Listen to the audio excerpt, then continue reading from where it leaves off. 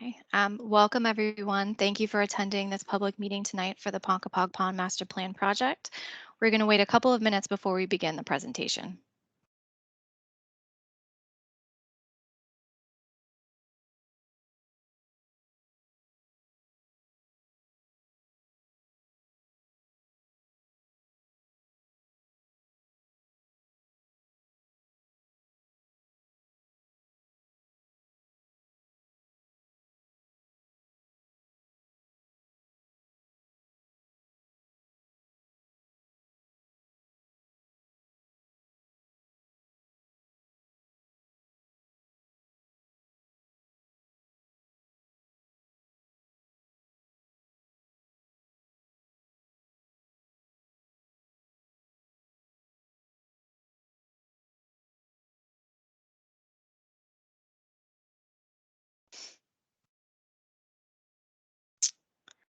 Okay, well, I think in the interest of time, we should get started. We have a lot to cover tonight. So again, welcome everyone. Thank you for attending tonight's meeting for the Ponkapoag Pond Master Plan project.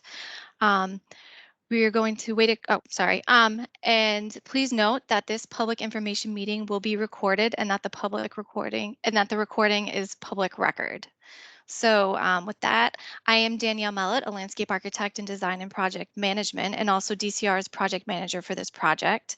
Others from DCR on this call are Jenna Johnson, Deputy Chief of Design and Project Management, and Dan Cushing, Director of Public Engagement. And Bob, can you please introduce your design team? Sure. My name is Bob Uhlig. I'm a landscape architect and principal in charge of this project for Halverson Time Bond Studio. And with me is Iris Lynn, landscape architect and project manager for the master plan effort. Also Conrad Ello, who's a principal with Odin's Ello Architects. John Lorden, civil engineer, and he's the project manager for the Fisherman's Cove component of the project with Ty and Bond. And then Karen Stein Shanley, environmental graphics designer with Good. Thank you. Iris, next slide. Okay, so going over some meeting logistics, this is a 90-minute meeting and the team has a lot of material to cover. So if you do not have the opportunity to speak tonight, you will have the opportunity to submit comments after this meeting. And the website link is provided below at www.mass.gov /DCR/public-comment. And there, as I said, the public comment period will end on December 29th. It won't actually end on December 22nd. We have received a lot of interest in this project and we want to give everyone the opportunity to comment on this. So we have extended the deadline that you see here from December 22nd to December 29th. There are two ways to ask questions during tonight's meeting. You can use the chat feature and you can type in your questions or comments, or you can raise your hand using the Teams function and you will be given permission to unmute and speak. And again, please note that this public information meeting will be recorded so that the recording is public record. Just wanted to state that again. And if you wish to subscribe to a DCR general information or project related listserv, you can contact DCR's Office of Community Relations through email at mass.parks@mass.gov. Next slide.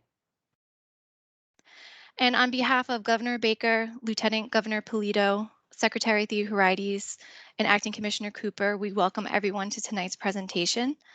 We would also like to acknowledge the legislators on this call this evening and say thank you for attending. And if anyone would like a chance to speak, please let us know. Next slide.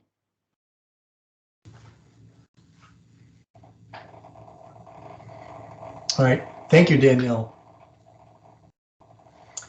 Just to review with you all, so the scope of the work that we're involved in has three components to it. The first of which you're probably most aware of is the Ponkapoag and Bog Master Plan effort, which is kind of the highlight of what we're going to be talking about. And then embedded within that is going to be Fisherman's Cove improvements, which is on the Randolph Street side of the pond, the south side of the pond. And that's going to focus on particular outcomes of the master plan that we will be looking to implement in the near future. And then the third component is a landscape management plan which will help guide DCR's maintenance and management of the site into the future as well. Next slide. So as it relates to our meeting agenda, to date, we're going to give you a little bit of an intro. We've been engaged in information gathering, including several site visits and meetings with the working group of the project. And that working group consists of representatives from Friends of the Blue Hills, as well as the AMC and the YMCA. A few weeks ago, we presented our initial thoughts to the working group, and tonight we look forward to sharing those same kind of assessments, observations, and initial recommendations with you for you to provide your thoughts, your insights, and your feedback. Our goal tonight is to review the following site topics in the following order, and then have conversations and dialogue with your guys' input. We're going to begin with a little bit of an intro and background context for the project to kind of get us all up to speed. Then we'll work our way through the site, starting kind of with the green dot loop path that is the circumferential path around the site and its points of access, followed by the two camps, the AMC campsite, the YMCA Outdoor Center site, and then get into detail on Fisherman's Cove, followed by Karen's input on opportunities for signage and wayfinding. And then after that, we'll talk about next steps in the schedule for the project, and then get into the dialogue conversation of questions and answers. Next, please. Next slide, thanks. If you could back up one more. Thank you. Just so you're all on the same page with us, our collective goals for the master plan from DCR are focused on providing improved public access and visitor experience, while being mindful of the need to protect the site as both a cultural and a historic resource, as well as an ecological, environmentally sensitive natural resource. We keep putting that filter on so that we're kind of aware of that as we think about looking at site improvements. Next. As it relates to cultural and historic significance, it's worth noting that this area that we're talking about is part of a 7,000 acre Blue Hills reservation, which I've found fascinating and has been an important settlement for Native peoples for over 10,000 years up to the 1700s. Then during the 18th and 19th centuries, much of the area was used as agricultural lands, of which there's remnants of that's still visible on site today. Early in the 21st century, we saw the introduction of both the AMC and the YMCA sites and the adjacent golf course. Important to note, next slide, please. It's also important to note that this site is an area of critical environmental concern. Why is that? The site has wetlands, vernal pools, and upland forests that are home to state-listed rare plants and wildlife. In addition, on the west side of the pond is the Atlantic white cedar bog, which is one of Massachusetts' most threatened natural communities. In addition, it's the most significant level bog located in eastern Massachusetts. And the bog is currently threatened by changes to adjacent upland site conditions, climate change, and invasive species. So those are things we need to be mindful of. Next.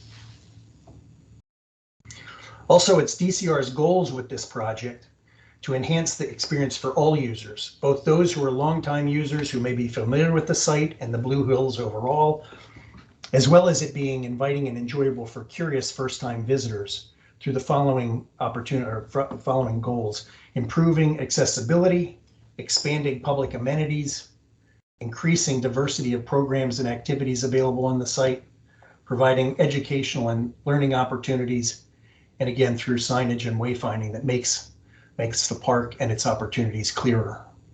Next. So we're going to start with the overall site plan, and just to get you guys oriented,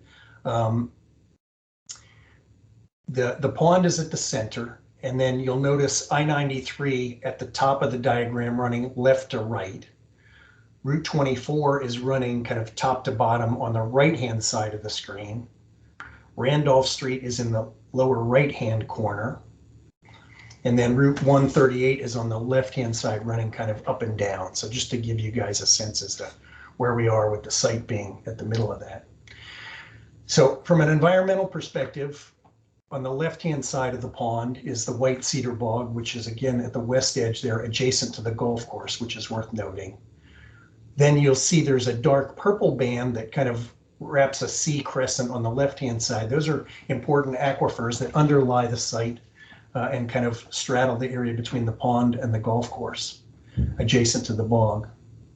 In addition, in kind of light blue are wetlands that occur throughout the site and adjacent to the pond.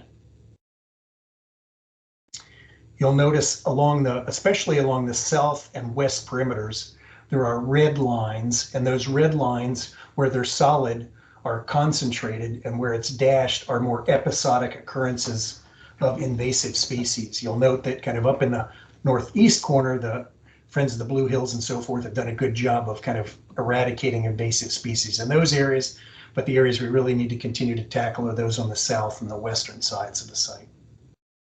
Next. This site is focused on existing circulation and trail networks and those connections associated with it. And we want to point out that there's two main points of connections for entry for both pedestrians and vehicles. One is from the north at exit 3 off I-93, and the other one is from the south off of Randolph Street. Both of these locations have limitations in terms of the amount of parking and access, and are challenged relative to, again, the quantity of parking spaces. You'll note it shows the number of parking spaces there, 22 at the south and 11 kind of at the north end. In addition, there are potential connections that we need to think about from the golf course to the west, and there's an existing trail network connection that's pedestrian over Route 24. Within the site, there's also parking accommodations for the Ymca Camp, and you'll note that there's about 30 spaces there, and then visitor spaces associated with the Ymca Outdoor Center, about 28. Next. Here we identify the existing site amenities and activities, and you'll note that most of those are clustered around the two existing camps and outdoor centers, the Fisherman's Cove area at the south center, and then the Canton Dam, which is over adjacent to the golf course. Next. Also, in studying the site's topography, it's helpful to note that the opportunities and challenges exist associated with both accessibility and site drainage. A quick kind of primer, the lighter colors show the areas that are more level as it relates to the circumferential path, and those areas that are darker represent steeper slopes. So I think it's self-evident that the more optimal accessible trail conditions as it relates to slopes occur more on the south and the west side, and the areas that have more challenging conditions to create accessibility are on the north and east sides of the site. Next. As it relates to our environmental assessment and observations, increased stormwater runoff and pollutants from adjacent developments and site uses are kind of, in summary, the things that are potentially affecting the health of the bog and the pond and the condition of the trail around it due to the amount of runoff. Next. So in summary, kind of our existing visitor experience issues and observations fall into the following: that there's insufficient parking at both entries, particularly at I-93. As you experience the pond and are on the circumferential path, there's limited visual and physical access to the pond, which often results in users creating their own kind of new trails to the path, which adversely impact both the understory of the woodland and the ecology of the woodland, as well as the pond edge. At the golf course and along the Red Farm path to the Ymca Camp, there are ongoing conflicts between user groups, and so that's something to be mindful of. In addition, we have limited site amenities for people that use the area, such as there's limited picnic tables and seating for user enjoyment. And there's challenging walkway conditions, both in the form of the floating bog walk that is usable and unusable during certain times depending upon the water levels. And incidentally, poor draining trails make for challenging ability to pass through those locations. So just again, in summary, wanted to highlight those. Next image. And we've been showing a lot of plan graphics, so we just wanted to give you kind of a photo that highlights a number of these things that I've been talking about relative to the issues that we've identified. Next. So distilling those issues, we've come up with a series of summary recommendations. Those include developing strategies for alternative or increased parking, both at the north main entry off of I-93, as well as the south off of Randolph Street, and you'll see some of those as we get into the Fisherman's Cove details, as well as reviewing the potential for use of additional parking adjacent to the golf course, and then potentially on adjacent, working cooperatively with adjacencies on the Randolph Street entry. Working to improve path and stormwater drainage conditions along the loop path to improve those conditions, and then thoughtfully add select docks, overlooks, and points of access to the pond to both provide opportunities for people to get there, as well as to control the number of opportunities that are created there to reduce adverse impacts. And then to provide site furniture and amenities in strategic locations and at path intersections to improve user experience there. And then finally, to look for ways of separating out conflicts between different uses, whether it be the golf course and path users, or whether it be vehicular travel along the YMCA, the path to the YMCA from the north entry. And again, we wanted to share a few images, next please, a few images with you of kind of precedent images, as we call it. And these aren't necessarily exactly what it could be, but these are just things for us to think about what potential solutions to improve that user experience, from seating along the path, from accessible trails, from accessible boardwalks, etc., and opportunities for seating. Next.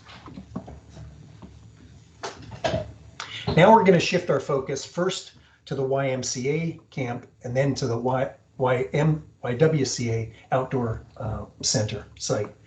And I'm going to shift this over by turning it over to Iris Lynn, who's going to focus more on the site-related components, and then to Conrad Ello, who will review the opportunities for both and review proposed site and building enhancements respectively. And these improvements will result in improved accessibility and visitor experience, while again being mindful of having a light touch on the land. So I'm going to turn it over to Iris now.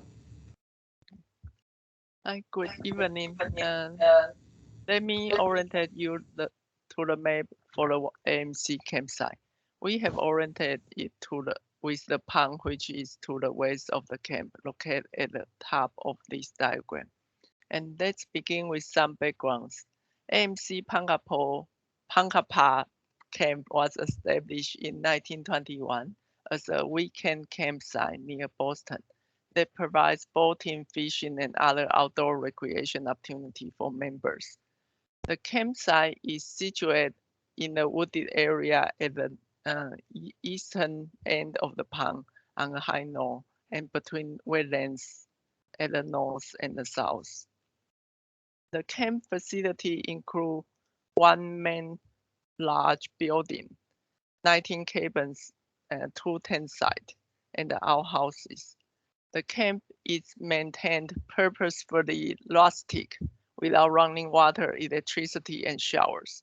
The icon below and the legend here show the existing site amenity.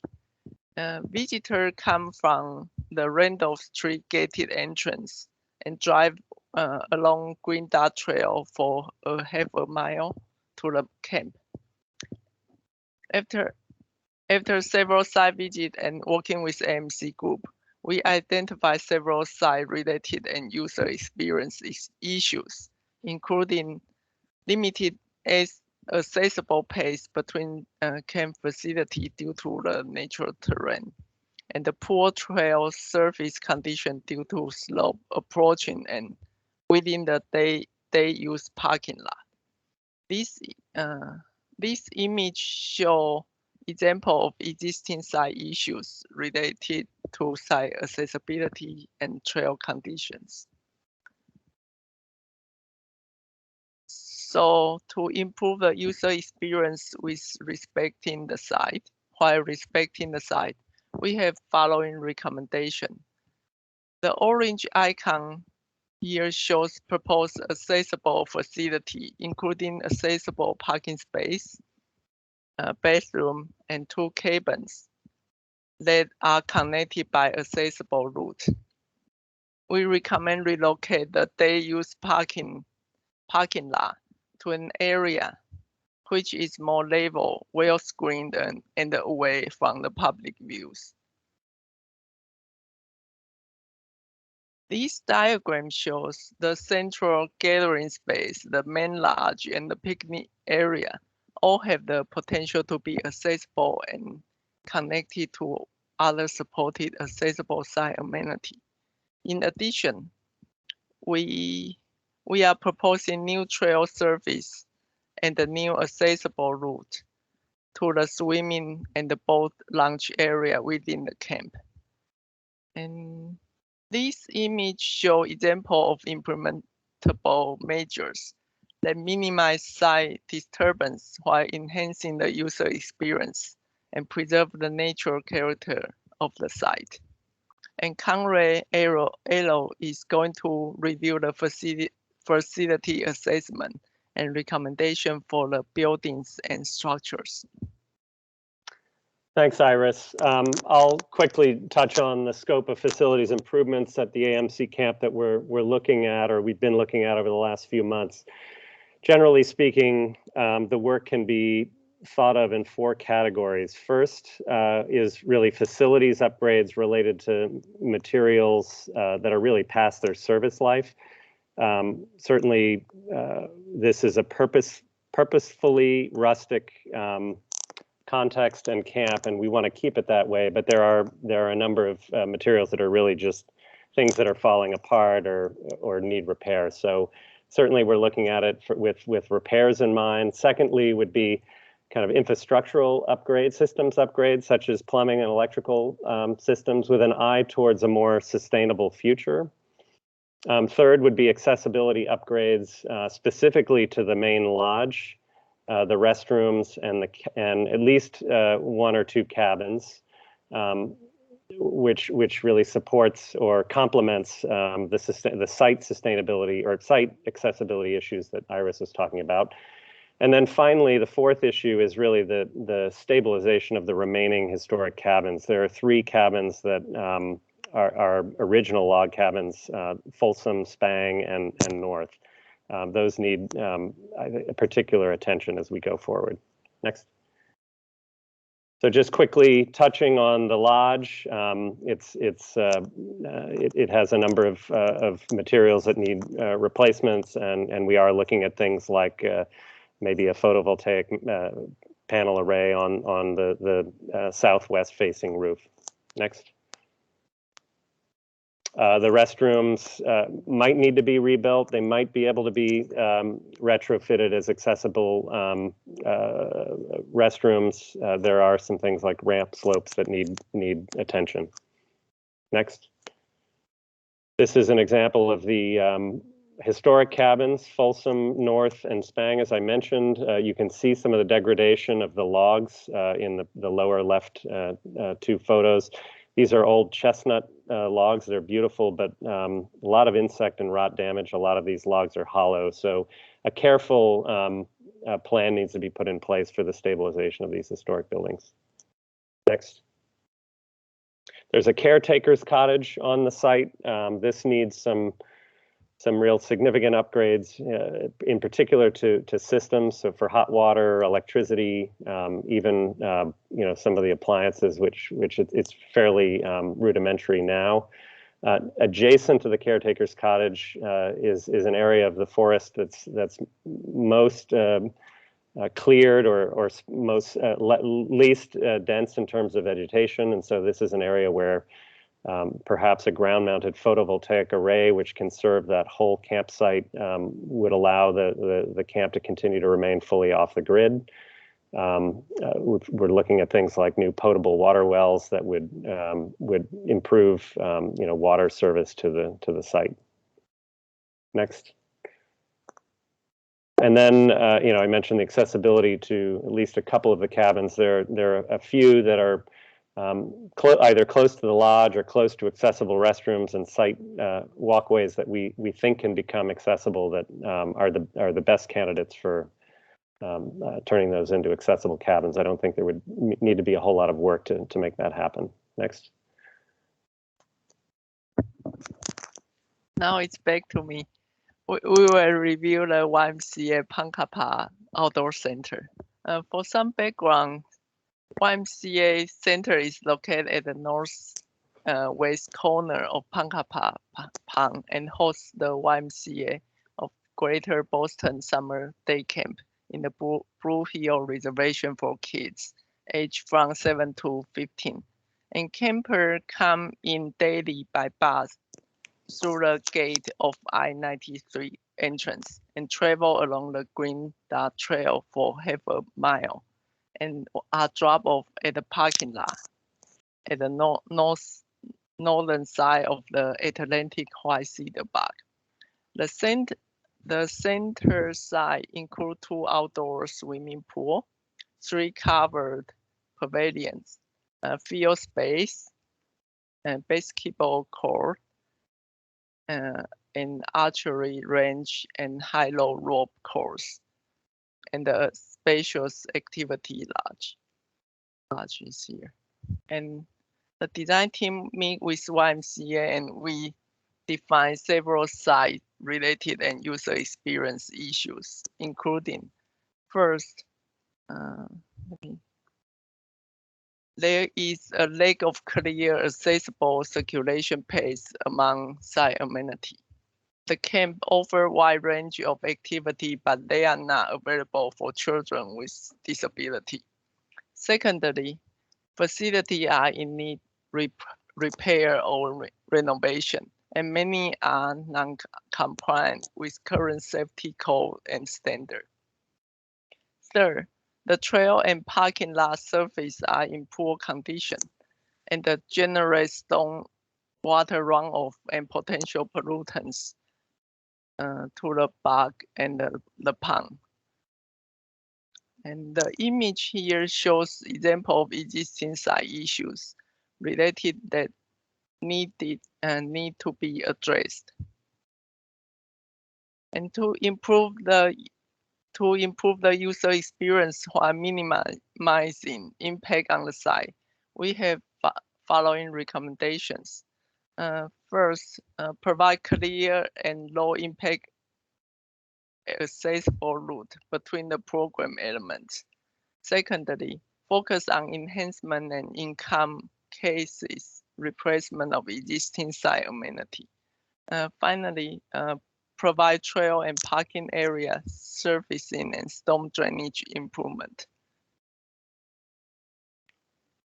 The diagram here shows improved accessible circulation within the camp and the expanded program area. They could provide more diverse activity to the campers. And Conrad is going to review the facilities assessment and recommendation for the building and the structure. Thank you again, Iris.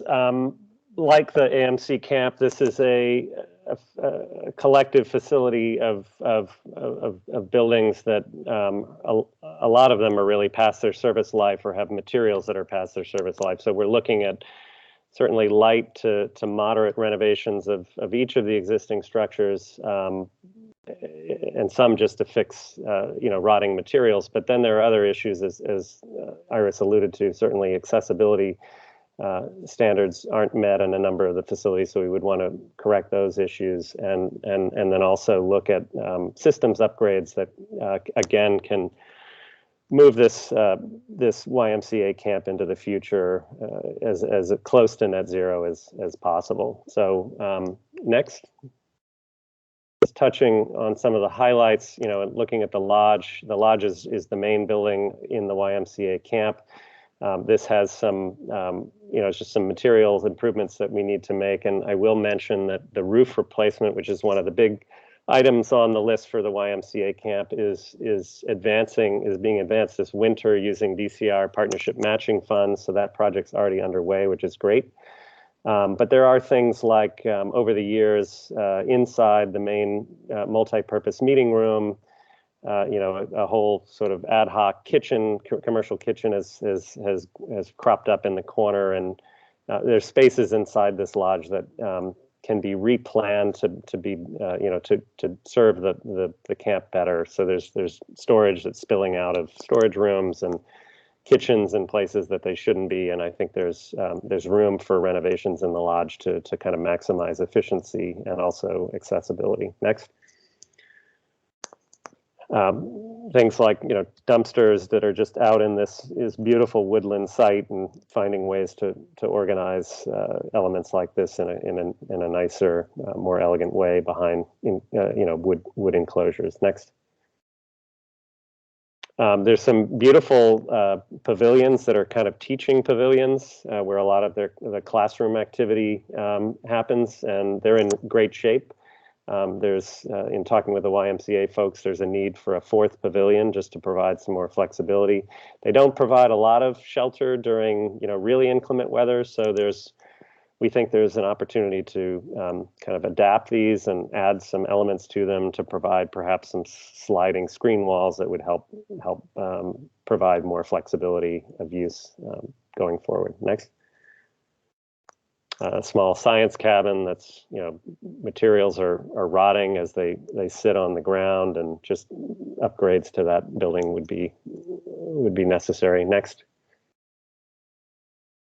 The restrooms are kind of a mess. They need some work. You can see the third picture there with the partitions kind of coming off the hinges. None of these facilities really meet accessibility standards. There's an outdoor sprinkler or drinking fountain you can see that doesn't meet any accessibility standards. So this is a building that maybe wants to be completely reconstructed or radically renovated to meet those standards. Next.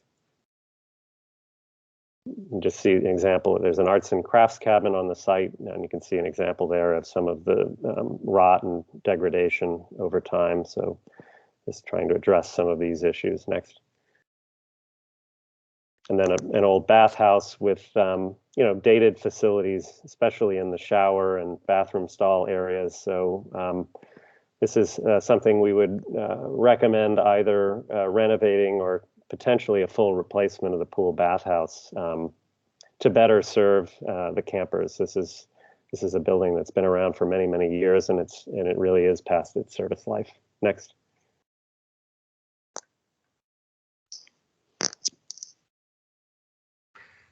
All right, now we're going to pass it on to John Lorden, who's going to review issues, opportunities, and recommendations for the Fisherman's Cove site, which is on the south side between Randolph Street and the pond.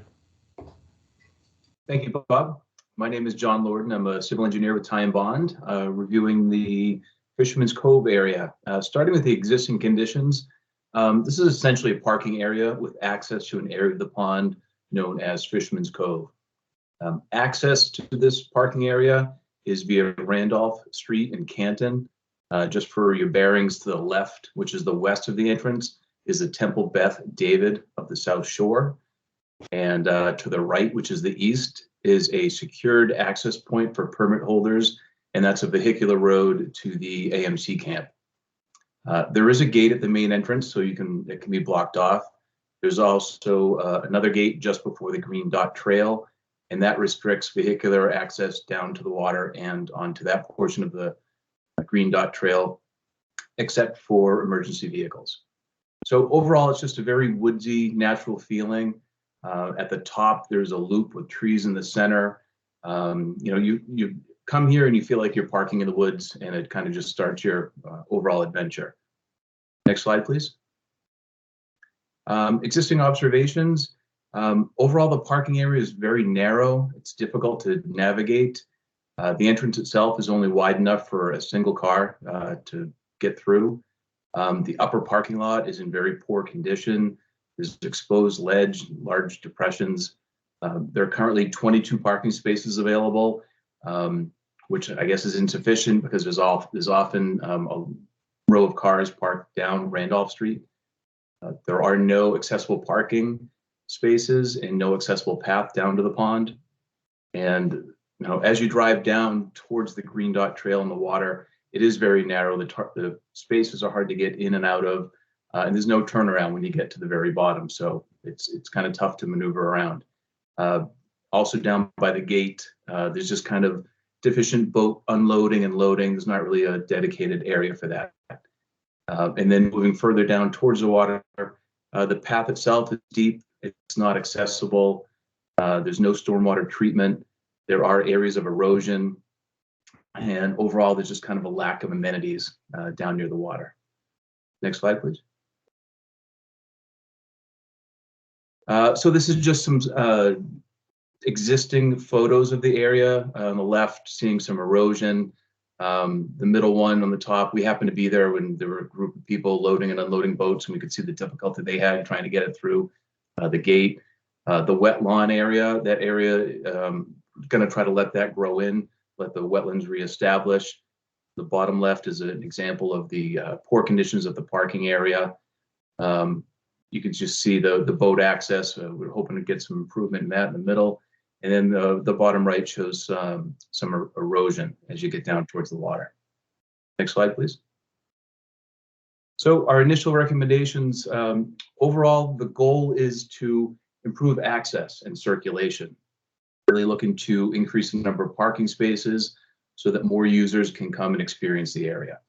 We're trying to make it more accessible to people who have difficulty with mobility by adding accessible parking spaces and an accessible route down to the water. And the main thing was really to just maintain that woodsy natural character. So to meet these goals, we're looking to widen the main entrance in the front to allow two-way traffic. In that upper parking lot, looking to maintain that circular vehicle access with the trees in the middle. It's a nice feature. And looking to pave just the top portion of that. And that would allow for winter use. It would be very easy to plow, for some snowshoeing or snow skiing access getting in there. We also would be looking to add some stormwater treatment in that area, and that may be in the form of a rain garden. So we are doubling the parking spaces, proposing to from 22 spaces to 44 spaces. The spaces would be larger than they are now. The aisles themselves would be a bit wider. Overall, it'd just be easier to get in and out of them. We're also proposing 2 accessible spaces down by the Green Dot Trail and a trailer turnaround area. And that would allow someone who's got a vehicle with some kayaks or canoes on a trailer to be able to just drive down and spin around pretty easily without having to back up and do some maneuvering. Again, the overall objective was to retain as many trees as possible and not lose that woodsy feel. We'd also be looking to install a new gate at the Green Dot Trail, potentially some additional stormwater treatment in that area. We'd like to put a picnic table in that area, and it's a beautiful spot right there where the trails meet. Also looking to improve the path and make it accessible as you go down towards the water. Again, we mentioned briefly, but on the left there in the green is an area of wetlands. I'd like to get that reestablished. That had been mowed in the past. That's going to stop being mowed. We're going to see what comes up in the spring. We might need to supplement some plantings in there to help reestablish that. And then, down by the water, we'd like to, make some improvements to that boat launch area, add some amenities like a picnic table, and just overall improve that water access. Next slide, please. So this is just the overall site accessibility paths. The yellow is the area of vehicular access that's shown to Fisherman's Cove and also to AMC. The thick blue line is accessible trail, and that meets the Forest Service trail accessibility guidelines. And the thin blue line from the trail, from that trailhead down to the water, that would be an outdoor recreation access route. Next slide, please. And these are just some examples that we've seen in other locations. That walking just around, seeing the boat launch, some accessible launch areas, a typical trail gate. I would like to have more seating opportunities near the pond, add some accessible picnic areas and tables. And then that's just an example of some accessible parking in the woods and how it looks. Next slide. At this point, I can turn it over. Yeah, you can turn it over to me. Sorry. I'll turn it over to Karen Stein from Good, and she can discuss signage. Hi there. Thank you, everyone, for taking the time to be here tonight. I'm Karen Stein from Good, and we are working with Ty and Bond, focusing on wayfinding and signage. I'm going to briefly call out some of the issues regarding the signage around the pond and then introduce you to ways we are looking to resolve these issues. So generally speaking, the issues around signage fall under 4 buckets: a complete lack of signage, for example, at the main entranceway at Randolph Street, signage which is not well maintained. There are examples of ad hoc signage throughout the park, both hand lettered and print and paper printouts. And finally, one-off rules signage, where a sign shows up once but may not really be a part of a larger system of signs. We are looking to address all of these issues through an updated and improved signage plan. The image on the, could you go back one, sorry. The image on the left in this screen is one of the few examples of proper DCR signage around the pond, but even this sign shows up after the parking area, so it is not easily visible from the street, so it's not really working the way that it needs to be working. Next slide, please. Very briefly, here are some ways that we are looking to improve the signage at Ponkapoag. One, through improved mapping. Our suggestion at the main entry points is to have a welcome signage where the main map would focus on the area around Ponkapoag, and there would be a secondary, smaller map of the larger Blue Hills system. We are discussing improved ways of using QR codes, both for sharing maps and also for improved accessibility on interpretive signage. We're looking to use an improved iconography system that clearly defines what folks can and can't do at Ponkapoag. We are looking to add interpretive waysides which better tell the story of the pond, both about its history and its natural resources. We're looking to add improved directional signage so that folks have specific mileage markers and direction leaders knowing what trail they are on and where they can go. And finally, we are looking to be consistent with the DCR style guide. Next slide, please. Just briefly, I'm going to show maps reflecting signage recommendations at the various locations around the park, and then we'll look at some examples of sign types. We are looking to design a signage system where the various signs create connections throughout the entire pond area.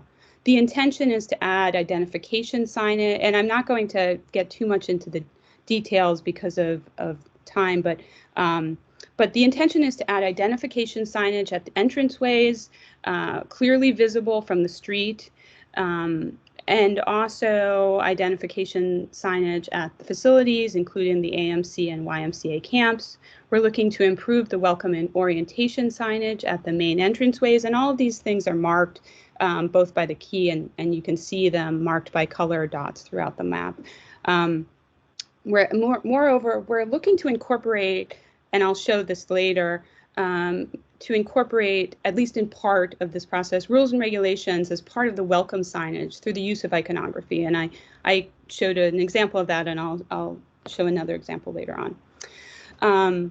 We're also suggesting adding directional signage throughout the park, both the more significant arrowed signs, which I'll show, I'll have an example shortly, and also intersection signage, which would be located at all key intersections of trails, so that if you get to an intersection, you know what trail you are on, what trail you can go to, and also how far away other trails are from that point. Finally, we will be adding interpretive waysides, which tell the story of this incredibly rich and interesting place. Next slide, please. That is true throughout the park, at the AMC camp. These are, examples of how we're looking to specifically focus on AMC, including adding improved directional signage, improving bathroom signage, and adding all of the other types of signage that we've just discussed. Next slide, please.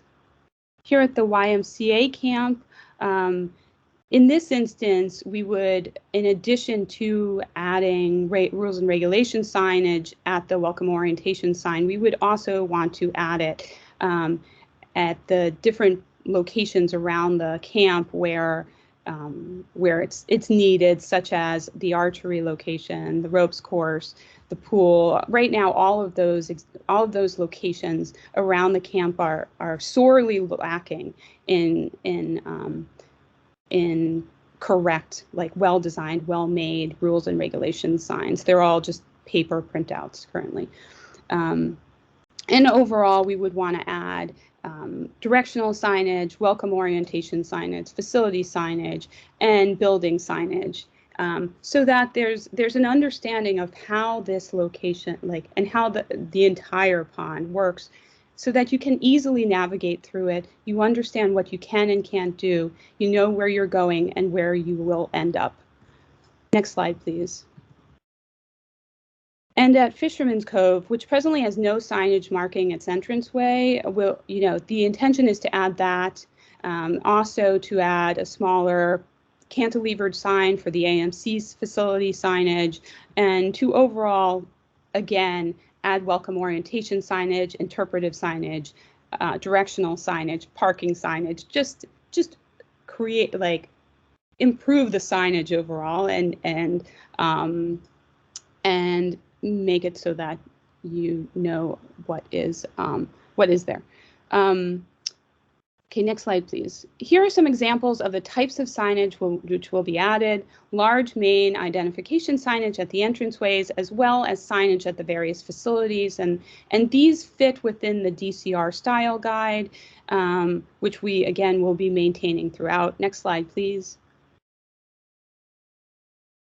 Here are examples of the directional signage, which I had mentioned before, both intersection signage along the trails as well as the internal parking signage.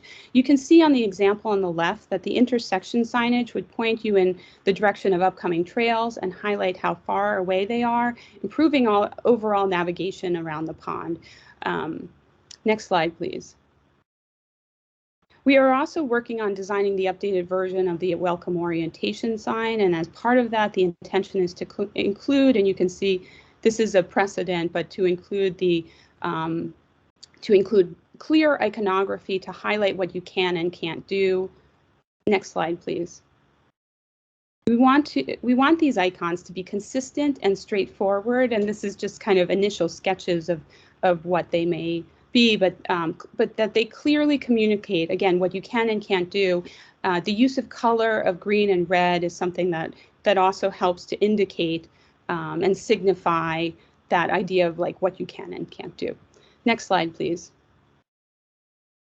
Finally, we are working on creating a list of potential topics for the interpretive panels, as well as other ways to improve access, for example, through the use of QR codes on these interpretive panels. And again, overall, this is such a rich location, both historically and environmentally, and we want to tell that story, and tell that rich story through the use of interpretive signage. So many thanks for your time.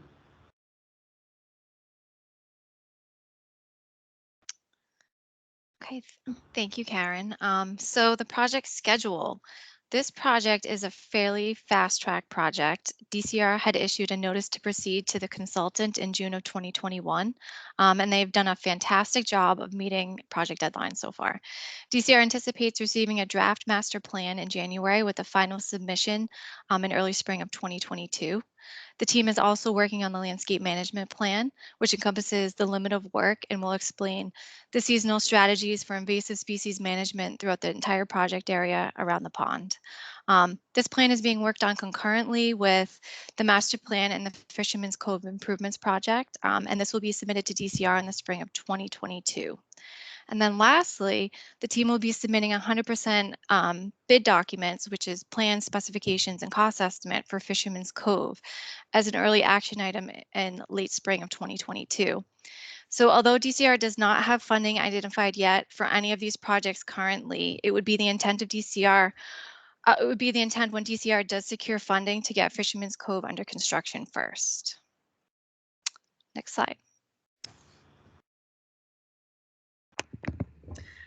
Thanks, Danielle. So again, my name is Dan Cushing. I'm the Director of Public Engagement at DCR. And now I just want to thank the project team for the presentation tonight. And now we're going to move over to the questions and comment period. As everyone has been posting in the chat, we're going to get to your chat comments momentarily. There are just a couple of things I want to go over briefly before we do that. First, I want to acknowledge that there's a raise hand function inside Teams. You can raise your hand, and then when you do, I will give you permissions to speak so that you can, provide your comments. And then additionally, I already see the town councilor, I believe Town Councilor Gordon has raised their hand.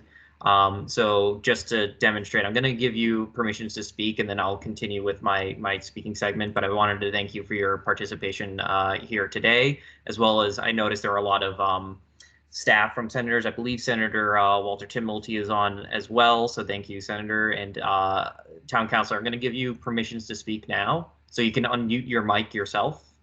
Yes, thank you. Thank you. In general, I'm wondering how the public input can actually get incorporated into this plan.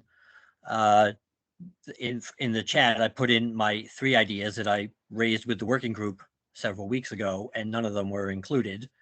I'm wondering what the process is to get ideas, particularly from the people of Randolph, into this plan, because all of the amenities are very nice for the people who use the AMC hut and the YMC groups, as several people in the chat have acknowledged, but I'm more interested in amenities for the general population of Randolph, of which 3,000 live within walking distance, and we haven't really seen any amenities for pedestrians who can walk to the facilities, both to the AMC huts and to the Fisherman's Cove. Thank you. Thanks. Would anyone from the project team, could we? So as Dan and I had stated before, there is a 3-week comment period that begins tonight that you can write on the mass.gov website. I think, Iris, can you put that up really quickly? That website that they can do the comment period. So for the next 3 weeks, anyone can submit comments or questions online at www.mass.gov/DCR/public-comment. And once the end of the comment period has happened, DCR and the project team will take a look at those comments and see what we can, in fact, incorporate into the overall design plan. With regard to, I think I was looking at your comment in the chat, as far as adding additional site amenities, particularly a swimming beach at Ponkapoag Pond. So Ponkapoag Pond does not actually allow swimming, and this is a legislative directive. The resources necessary to create a swimming area like Houghton's Pond here would greatly impact the pond. And DCR's vision for Ponkapoag Pond is to protect it and restore the ecologically sensitive landscape while providing thoughtful access for the public to enjoy. So because Ponkapoag is located in an ACEC and the whole site is rich in cultural and ecological resources, we want to preserve and protect as many of those natural resources as possible and limit the amount of disturbance these improvements would place on the reservation. So, and also, as far as swimming, the pond is very shallow with its deepest areas near AMC and the White Cedar Swamp. So it does not really lend itself currently to becoming a swimming beach without creating negative impacts on the ecology of the pond. Does that answer your question? Sorry, I think that let me see if I can give him his permissions again. I thought that was a good and thoughtful answer, Danielle, but let us just hear directly from him again, just to. All right, there we go. So you can. Sure.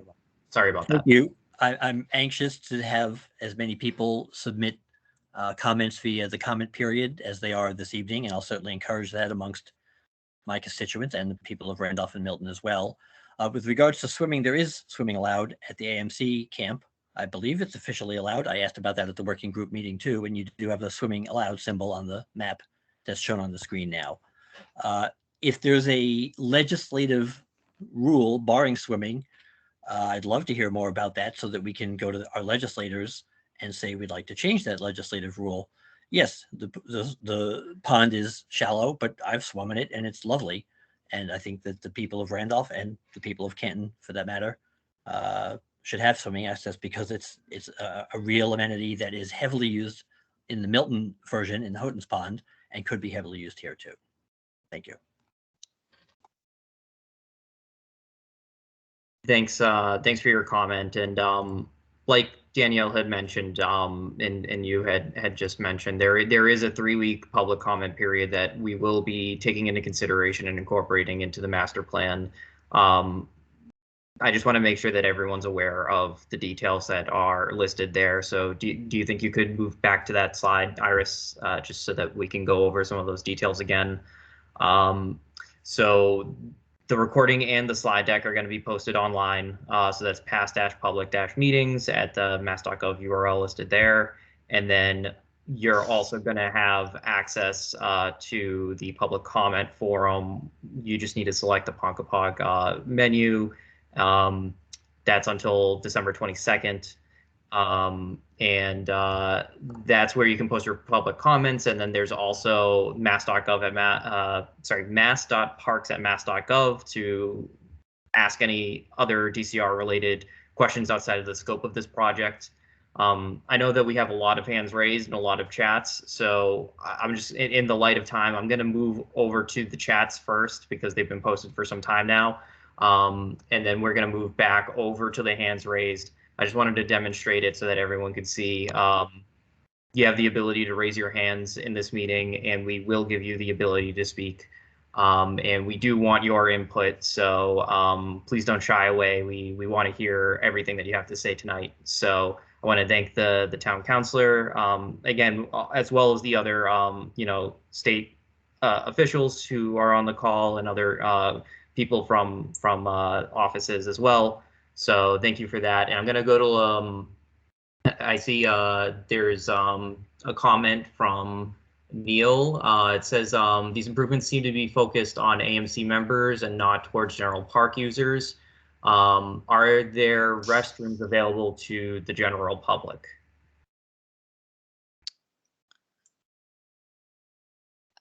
So some of those improvements at the YMCA and AMC camp are being offered because they are long-term permit holders, and while the restrooms are not actually public, they are for the AMC and YMCA camp. At the AMC camp, you can get a day use permit to access the facilities. And you can also go online and rent a tent or a cabin site so that you can also use the AMC camp. And you can do that through their website.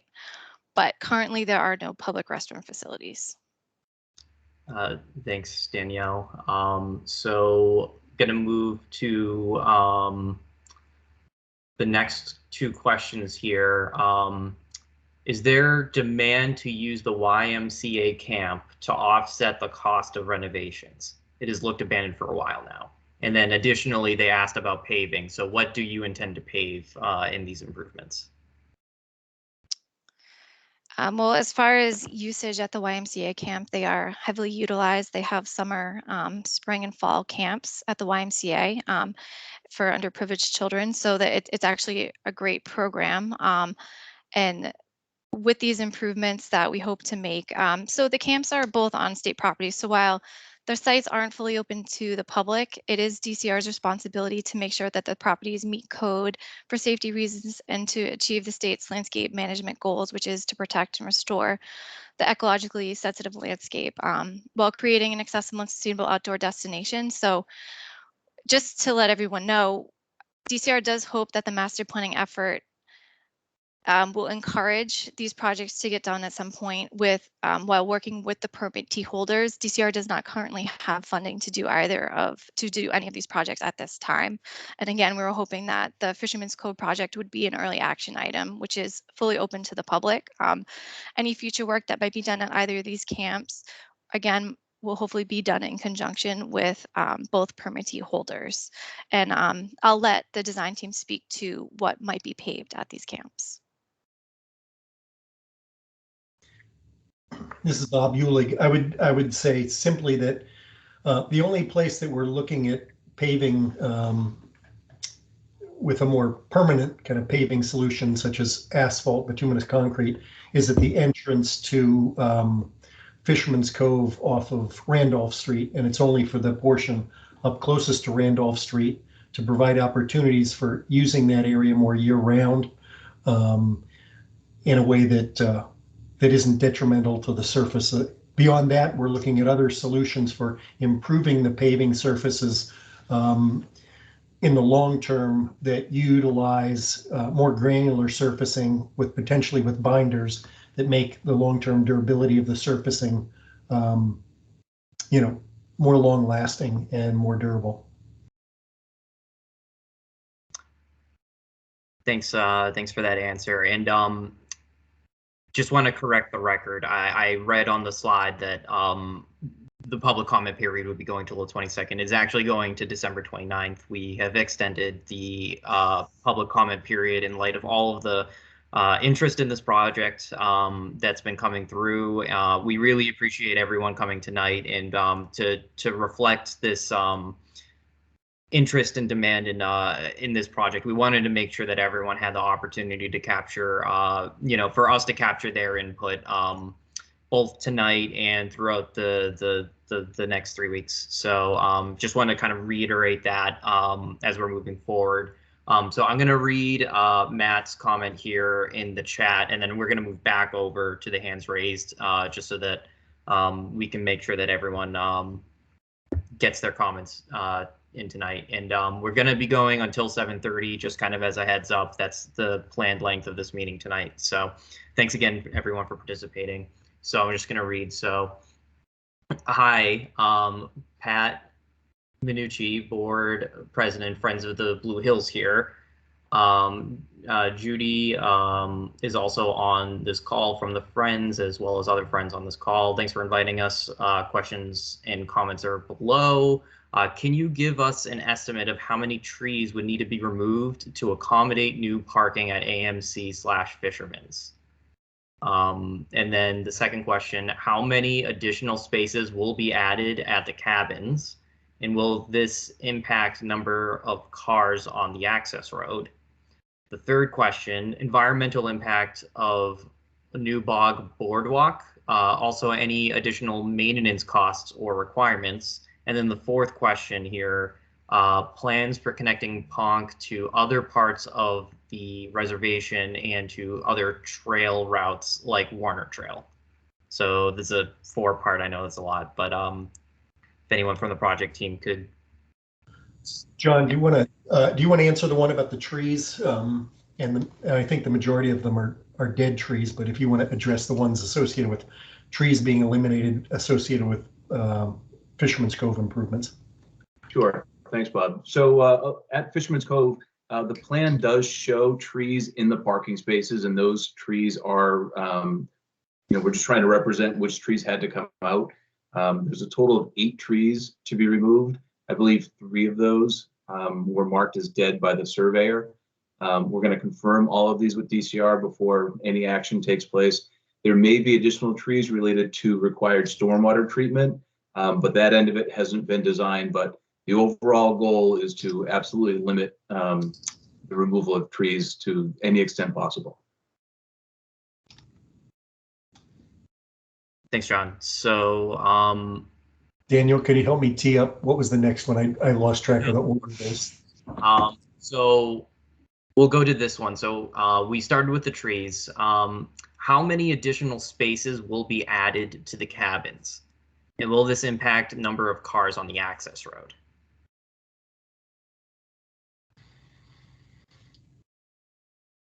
I think it's Iris. Can you assist me with this? I think we're mostly relocating the day use parking lot to a more level location, and then if we're adding additional parking spaces, it's a few that are just a few accessible parking spaces to adjacent to the cabins. I believe. I think it's fairly limited in quantity.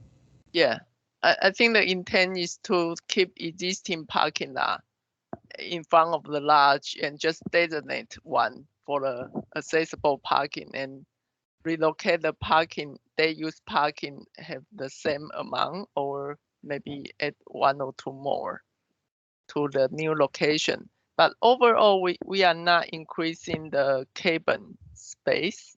So there's no need for new parking space. But like we do propose some new tent site, and there's a potential for new parking for the tent. That makes sense. So yeah, thanks for that answer. And so it sounds like it would be a minimal increase at most, and retaining around the same otherwise. So so if the other question was about environmental impact of new bog boardwalk and any additional maintenance costs or requirements of that. At this point, we haven't gotten into detail on how that would be accomplished. However, we've been thinking about the existing condition is one in which the wood planks are in the water, and there can be impact from kind of foot traffic and so forth that's both on those planks and then not on those planks. And what we're imagining is a system that would be minimally invasive, probably using kind of a helical pile system, which is fairly typical for in a wetlands situation. It would be a raised walkway that is at a similar elevation to the elevations adjacent to the pond where you currently enter the boardwalk. Right now, you have to step down in, which makes it not able to be accessed by wheelchairs and so forth. So this new platform would be a more level platform on helical piles that would be accessible to wheelchairs as well as able-bodied users. Thanks, Bob. And then the last question that came from Matt's post here, plans for connecting Ponk to other parts of the reservation and to other trail routes like Warner Trail. So currently the limit of work, I think it's sort of the dashed outline. Our limit of work right now is rather large. And so we have this overall master plan that we are trying to achieve, and we will be making pathway connections, but we're not extending beyond the limit of work that we're showing here yet. We'll certainly look at future phases in the future. But what you see right now is currently what we're looking at, and some of the pathways will be strengthened and improved, like the Ponkapoag path that goes to Route 24 that extends to Randolph. Thanks, Danielle.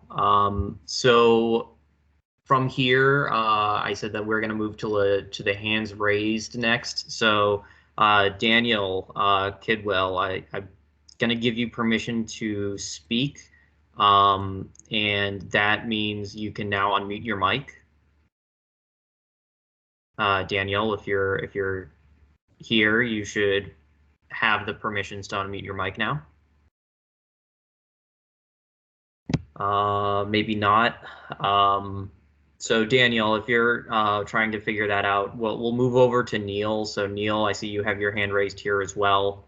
So I'm going to give you permissions to speak. So you should be able to unmute your mic now. Hi, good evening, everybody. I am a long-term resident of Randolph and a long-time user of the Blue Hills in many aspects. I was involved in building the bridge and the headquarters path and many other trail activities, cleaning of trails, maintaining of trails on an ongoing basis with my general user group. I'm very excited when I initially seen this plan for Ponkapoag. I think that the potential there is immense. I think that access is extremely limited. I I question the parking off Randolph Street at 22 cars. I would love to see that, but I do agree that these improvements are great.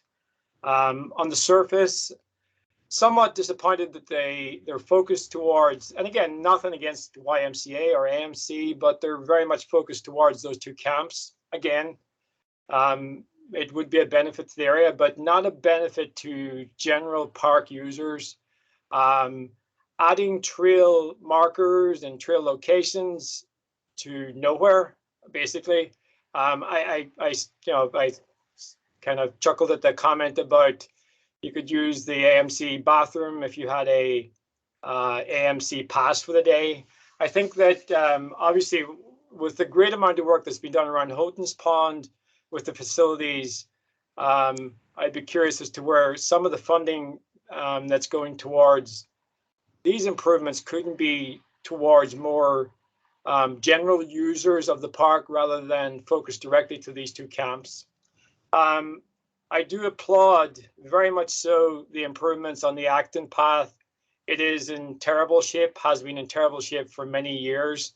I think as a priority, I'm very happy to hear that it's been addressed. But as we move forward, I enjoy the little guy walking across Route 24 coming off the bridge, but there's a lot more work to be done to connect that trail to the Donovan School. That trail is not very inviting and not very friendly to users of the park. But that being said, overall, again, my main disappointment here is that these improvements are not focused towards everyday trail users.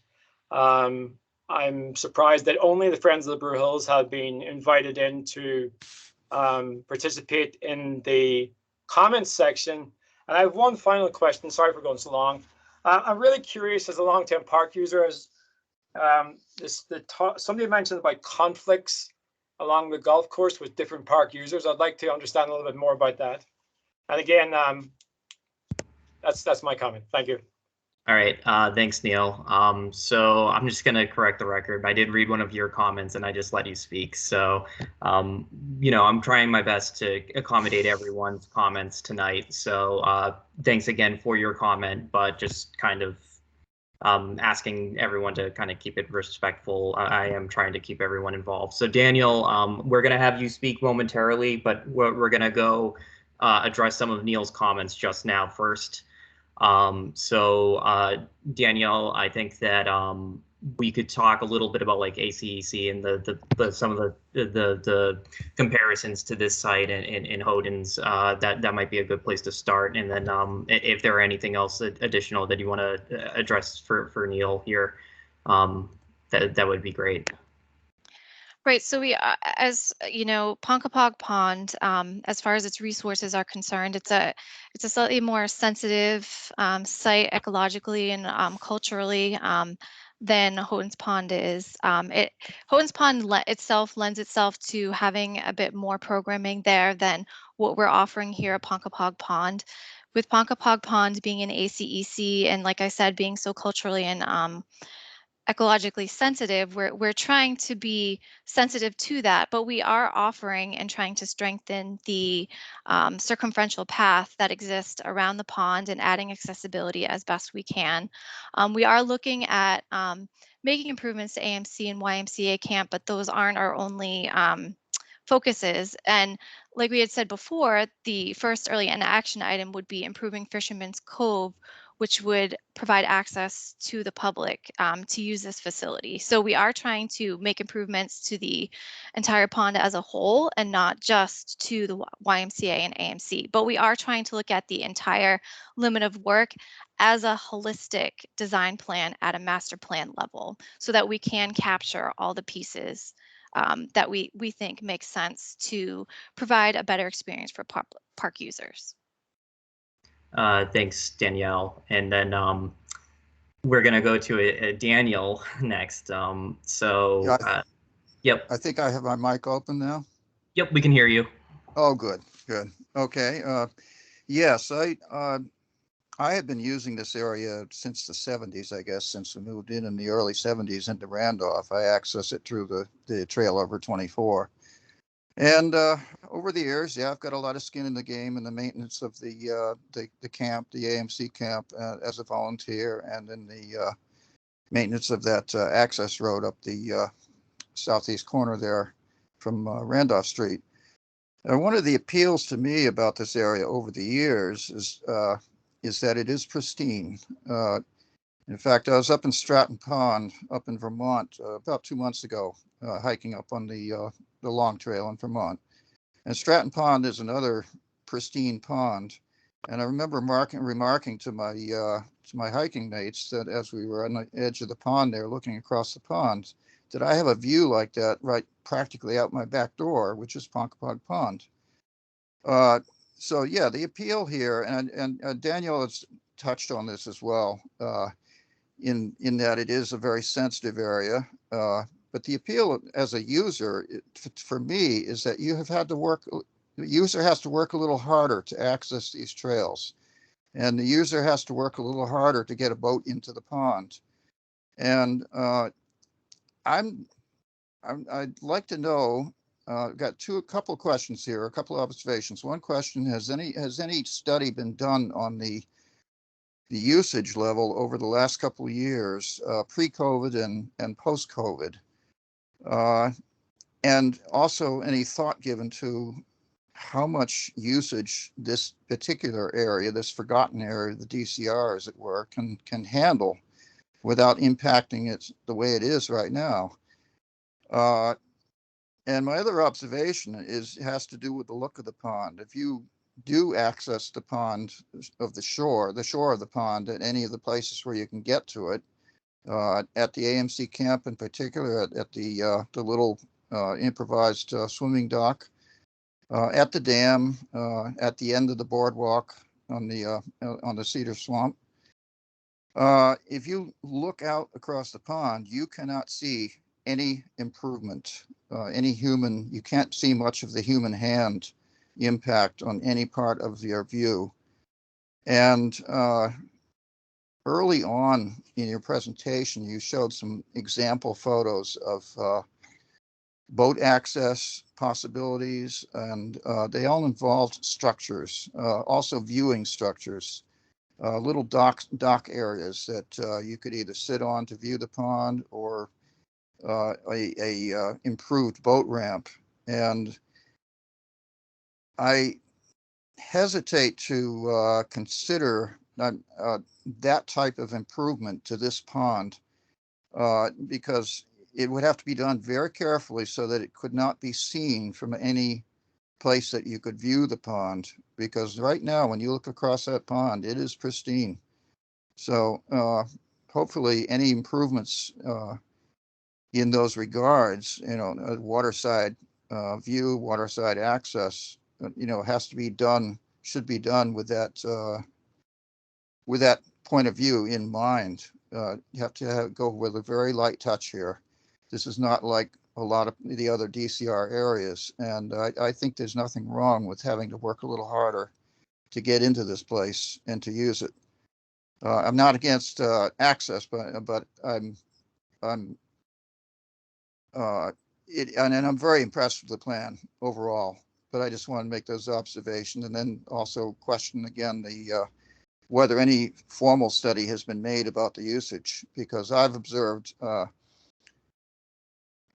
great increase in usage, even with the limited access, a great increase after COVID. And yeah, the toothpaste is probably out of the tube, but you don't want to improve the access to the extent that people forget what a special place this is. Thanks, Danielle. So just to kind of summarize, it's about the visual beauty of the pond and how access,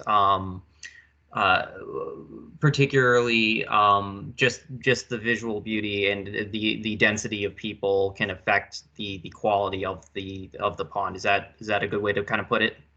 It is. You have to work hard to enjoy this place, and like to keep it that way as much as possible. Thanks, Daniel. And I don't know, Danielle, if you have any of those numbers related to COVID. I don't have any of those numbers, but I do appreciate your comments. I think what we are trying to achieve here is a light touch, while taking some of the pressure off of Houghton's Pond, where people. So we are trying to improve some of the parking at Fisherman's Cove and add signage just so people know that they can park here and it isn't completely hidden. But we aren't trying to change sort of the feel and magic of this place. We're trying to keep it sort of in that nature feel aesthetic, and we're not trying to create this busy public place, but we do want people to know that it's here. We do want to allow them to have better access. So if we can provide a little bit safer, more accessible parking at Fisherman's Cove, without being a detriment to the ecology that surrounds it, then we're going to try to do that. But I do appreciate your comments, and I think your concerns are duly noted, that we will absolutely try to perform a light touch here. Thanks, Danielle and Daniel. And yeah, just to kind of emphasize that this is a bit of a balancing act between all of these different sort of accommodations that we're trying to provide, both trying to do this light touch as well as keeping the ecological resources clean and keeping it natural while also providing that access and those improvements to the site. So we're running close to time. So what I think I'm going to do in light of that is go through the rest of the hands raised. And then if there's another opportunity to go back to the chat, we will do so. But because the chat is captured and recorded already, I want to go to all the audio comments so that everyone here who's sat through the meeting can speak. So I'm going to go to Casey now. So Casey, I'm going to give you permissions to unmute your mic. So now you should be able to do that. Yes. Can you hear me? Yep. Okay. Thank you. Yeah. So one of my favorite parts of visiting the area is the Atlantic Light Cedar Bog. I was just there last weekend and noticed that the boardwalk was completely gone. And then I learned about this presentation. I can see that it's called out as accessible. And I know Dan gave some description on how the different pilings would be sensitive to that fragile ecosystem there.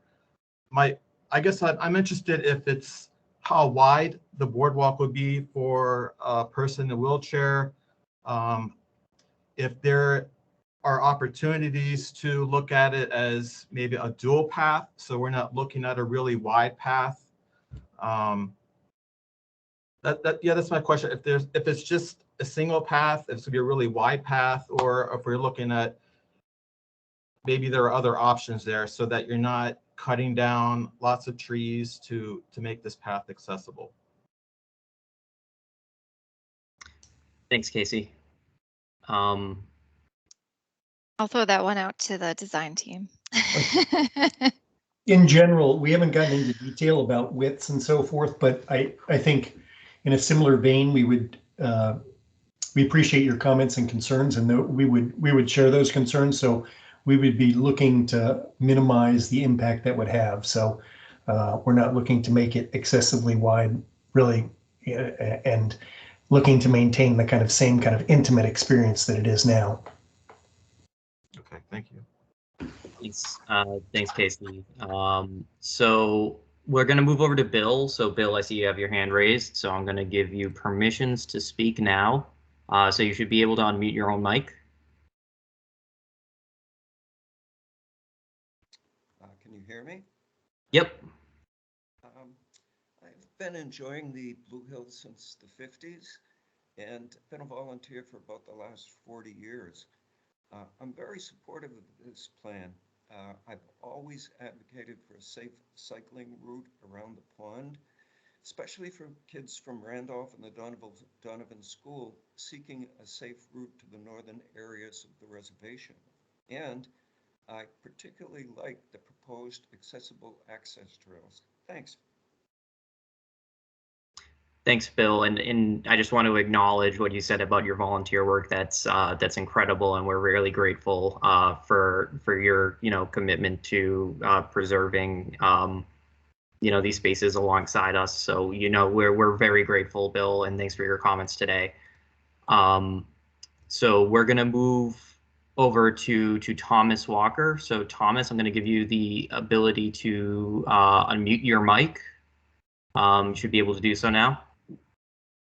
Thank you so much. I'm a Milton resident, and I frequent Ponkapoag Pond a lot with my family. Me and my daughter really like to ride our bikes there, whether it be her on her training wheels or her on my bike with me. I guess with that said, will any of these improvements, which in theory are to bring in new users, affect the existing users? Mainly, will cycling or horseback riding or hiking be restricted in any way throughout that area? Thank you. I think the way it's currently designed, we're not looking to change how the trails are used currently. So as they're marked now, we're looking to keep those particular trails. So for instance, the loop trail, I believe, is open to horseback riding and bike riding. So we wouldn't look to change that. But so I hope that answers your question. We're not looking to change the way the users use the trails now, other than to provide better accessibility. Okay, thank you so much. And thanks for your comment, and thanks for staying and waiting to speak. And we appreciate you and everyone who's come tonight. So Anne, I see you have your hand raised here. So Anne, we're gonna give you permissions to speak. So now you should be able to unmute your mic. Daniel, can I just say something first? Yep. Sorry, Anne. Yep. Yep, Bob. Sorry. Danielle, this was just a kind of a follow-up to that comment. I think, while we don't want to restrict any use of the existing paths, I think there's a bit of a concern about trying to discourage new paths from being made due to the sensitivity of the overall site. So while we want to continue to promote use of pathways, we're trying to discourage the introduction of new pathways that would have adverse impacts on both the pond and the woodland areas. Absolutely. Good comment. Yep. And thanks for that. So Anne, I see your mic is unmuted, so you should be able to speak. Thank you. I'm a resident of Randolph and a member of the Friends of Blue Hills, and I've been working on the invasive species project for the last year or so. And I'll say by starting it, I'm delighted to see the improvements proposed for Fisherman's Cove and the parking there, which has truly been problematic and needs the improvement. But I'm wondering if there are other ways of thinking about parking from the south side, from the Canton Street, Randolph side. There are a number of small streets off Canton Street, the dead end, into the park. And my understanding is that the town of Randolph has the right of way at the end of those small streets, and that there are small paths going from there leading to the more major trails. And I'm wondering if there could be cooperation, particularly since Councilman Gordon is here today and is interested in improving the area. Cooperation between the town of Randolph and the Blue Hills in developing a few parking spaces at a time at the end of those dead end roads on the right of way, with small but maintained paths to the larger paths. And that would decentralize access into the park and would, I think, take some of the pressure off of the very limited existing parking areas. Thanks for the comment and suggestion, Anne. I don't know if you could speak a little bit, Danielle, both. So I think that's slightly outside our scope, but maybe, I don't know if that's something that we could speak to. I don't know if that's more something that the town would need to consider, but. Yeah, Uh, I mean, we're certainly looking at different opportunities to provide more parking, whether it be speaking with the maybe some of the local institutions nearby, if we could perhaps use their parking during the day, if that's possible. We haven't spoken to anyone yet. Anything that's sort of outside of DCR property isn't something that we can necessarily open up to the public. It would certainly have to be a decision by the town of Randolph for that to be utilized for parking within the reservation. Thanks, Danielle. And does that help answer Yeah, it does. Clearly, this would be something that would take cooperation between the two entities that and couldn't happen unless both were on board. Mm-hmm. Well, thanks for the suggestion, and in light of time, we're gonna just move over to the last hand raised here, and that's Laura. So Laura, I'm gonna give you permissions to speak now, and then you can unmute your mic.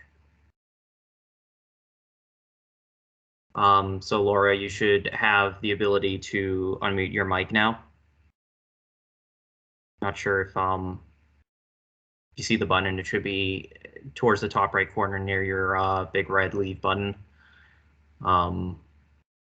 Okay, well, while Laura's trying to work that out, do you think, Iris, we could go to the slide that shows all the additional information before we close out? So I just want to thank everyone again for coming tonight. I know that this was a long meeting. There was a lot of discussion, and we didn't actually have all the time to get to all of the chat comments, but they are being saved. They are going to be included inside of our public comment period. And again, as you know, there's been a lot of interest in this project. We are extending the public comment period for an additional week from the 22nd to the 29th. And you can provide your comments at mass.gov/DCR/public-comment, as well as being able to download the slide deck and the recording, mass.gov/DCR/past-public-meetings. Laura, are you asking if you can, do you see the button? Are you able to adjust the button? There is no button. I'm not entirely sure how I can help you. I give you, oh, no, sorry. I thought that was Laura, my bad. So I don't have the ability to unmute anyone. All I can do is give you permissions to unmute yourself. Laura, sorry to interrupt, if there's a microphone at the top of the screen on the right-hand corner in Teams, that is where you would unmute yourself if you could see that.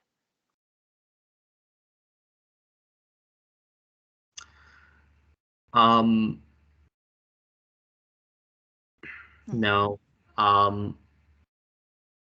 Yeah, in light of that, yeah, we're gonna need to close the meeting considering it's gone over, but I'm sorry about the technical difficulties, but yeah, this I don't know if you want to take a second to see if that's there, but I just want to thank everyone again for coming out tonight, as well as the Senator Timilty showed up, as well as the counselor Gordon. We went over a lot of information. It was very dense. It was a lot of information to kind of take in, and we're hoping that everyone wants to re-engage with the recording and the slide deck to take into consideration any of the other comments that they may want to produce during the comment period. So I just want to thank everyone again for coming tonight. But at this point, we're going to conclude the meeting. So I thank you to the project team. You put in a lot of time and effort into this presentation. And thanks everyone for the thoughtful comments tonight. This is very helpful in the production of this master plan and in the Fisherman Coves improvement project as well. So with that, I'm gonna close the meeting. So thanks everyone. Thanks everyone. Looking forward to hearing your comments. Thanks.